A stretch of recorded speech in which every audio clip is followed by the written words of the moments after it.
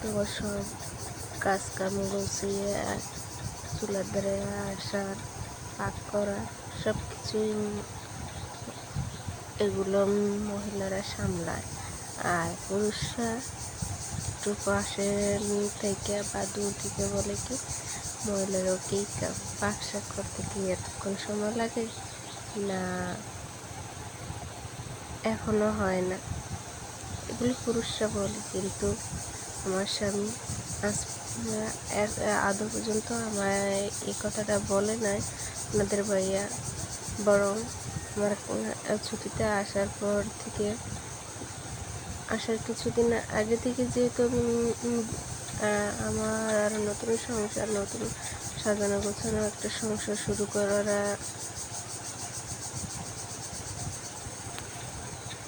শুরু করতেছি। আমরা ভিন্ন হয়ে গেছি অনেকদিন একসাথে করে। তো সেই সংসারটাতে আপনাদের ভাইয়া ছুটিতে এসে আমার সাথে ভাগাভাগি করে আমার কষ্টগুলা কাজ কাম সব কিছু আমার সহযোগিতা করছে।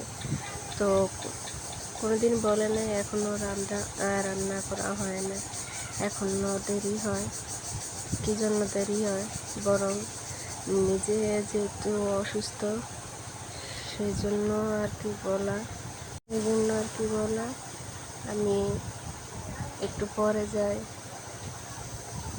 শর্টকাটে রান্নাবান্নার কাজ সারতেইব, বা যদিও একটু কাজের ঝামেলাটা বেশি থাকে রান্না, তখন আইসা সহযোগিতা করে, কাটাকাটি করে, সবজি তরকারি সব কিছু আমার সহযোগিতা করে।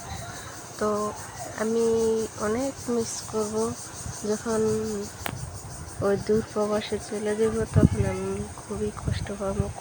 স্মরণ আমার সবসময় থাকবে, কারণ রান্নার ক্ষেত্রে বিশেষ করে আমার পাশে ছিল। এখন আমার সবসময় রান্না করতে গেলে আমার এটা মনে হবে, কিন্তু মনে হলো এটা করার কিছু নেই, ভাগ্য কী করব। গরিব হয়ে থাকাটা খুবই কষ্টদায়ক। সবাই তো চায়, চেষ্টা করে একটু ভালো পজিশনে যাওয়ার জন্য, একটু ভালো থাকার জন্য। এই তো আমাদের জন্যই তো এই দূরপ্রবাসে থাকা, আমাদের জন্যই তো এই কষ্ট। তারপরও আমরা কেন বুঝি না? পুরুষ হয়ে যদি আমাদের কাজে সহযোগিতা করতে পারে, তাহলে আমরা কেন বুঝতাম না?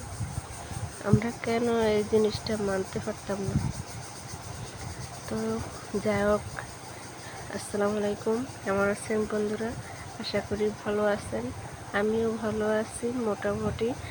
এখন আপনাদের দোয়ায়, আল্লাহর রহমতে আমি অনেকটাই সুস্থ আছি। তো আমি আজকে রান্নাবান্নার কাজটা শুরু করতে যেতেছি।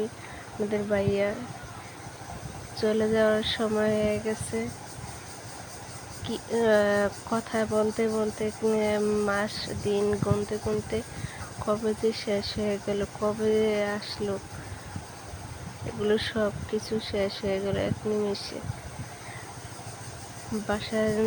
বাড়ি থেকে চলে যাওয়ার সময় হয়ে গেছে, আর কয়েকটা দিন আছে। তো এখানে আমি আমার তরকারি পাক শাক করার জন্য আমি যেগুলো পছন্দ করি, আমি টমেটো ভাজি যেহেতু খাই, টমেটো ভাজিটা নিচ্ছি। তারপর মেয়ের বায়না, মেয়েকে একটু ভাজি করে দিতে হবে।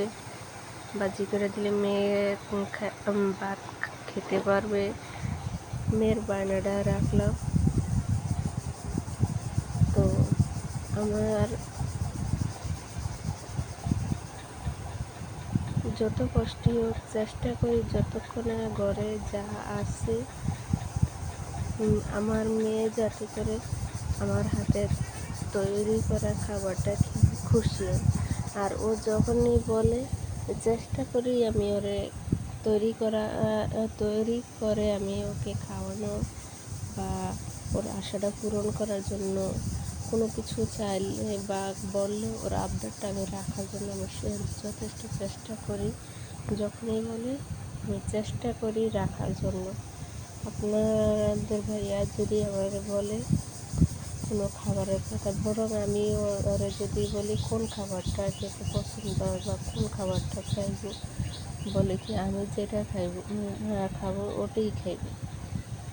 তার নিজে থেকে কোনো বলবো না কোন জিনিসটা পছন্দ হয়েছে না পছন্দ হয় না, ওরা বলে নাই, বলবো না।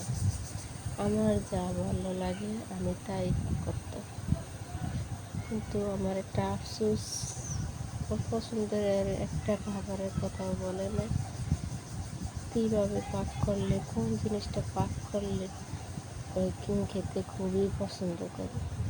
কিন্তু যাক, ওই জিনিসটা আমার মেয়ে আমার আশাটা পূরণ করতে পারে, তাই আমি যথেষ্ট পরিমাণে চেষ্টা করি। সবাই দোয়া করবেন, ভালো থাকবেন।